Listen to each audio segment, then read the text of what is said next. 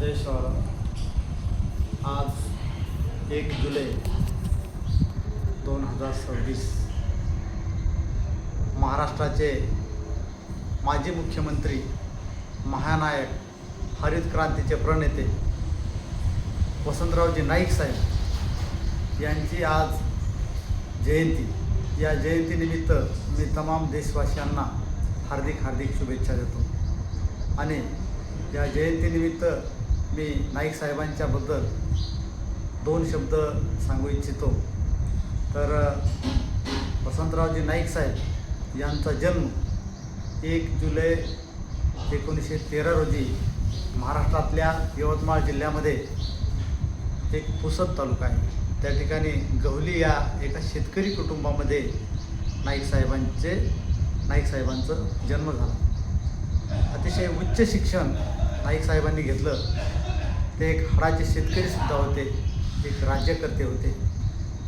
नाईक साहेबांच्या बाबतीमधला एक रेकॉर्ड आहे, सलग 11 वर्षापेक्षा जास्त मुख्यमंत्री पदावर महाराष्ट्रामध्ये विराजमान असणारे ते पहिले मुख्यमंत्री आहेत, जो की आजही तो एक विक्रम आहे। 1960च्या दशकामध्ये जेव्हा राज्यासमोर अन्नधान्याची मोठी टंचाई होती, तेव्हा त्यांनी शेतकऱ्यांना आधुनिक शेतीची कास धरायला लावली। 2 वर्षात जर महाराष्ट्र अन्नधान्याच्या बाबतीमध्ये स्वयंपूर्ण झाला नाही तर भर चौकामध्ये मी फाशी घेईन, अशी ऐतिहासिक घोषणा त्यांनी 1965मध्ये केली होती। आणि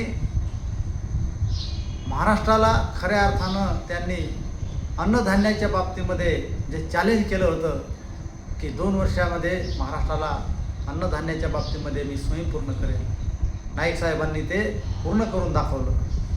आणि त्यानंतर त्यांची जी घोषणा होती त्यानुसार महाराष्ट्र अन्नधान्याच्या बाबतीमध्ये स्वयंपूर्ण बनला। 1972मध्ये पुन्हा एक भीषण दुष्काळ झाला।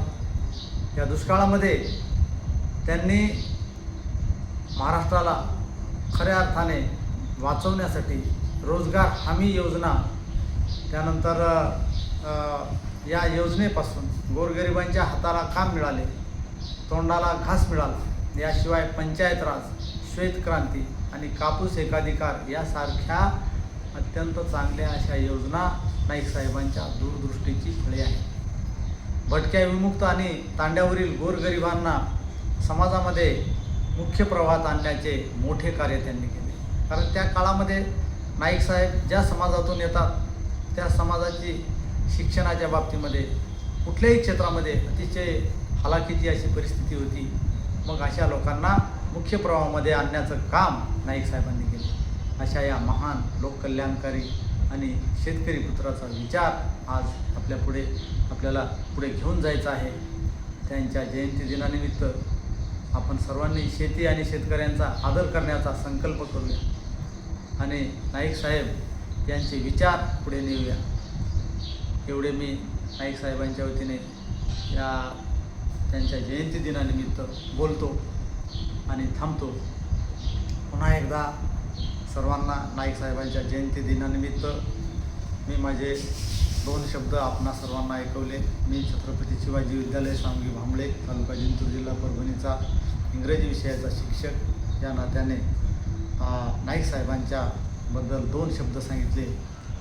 आपण सर्वांनी कृपया नाईक साहेबांचे विचार अतिशय थोडक्यामध्ये मी मांडलेले आहेत, ते आपण ऐकावे आणि आचरणात आणावे। एवढं बोलतो, थांबतो। जय हिंद, जय महाराष्ट्र, जय जवान, जय किसान।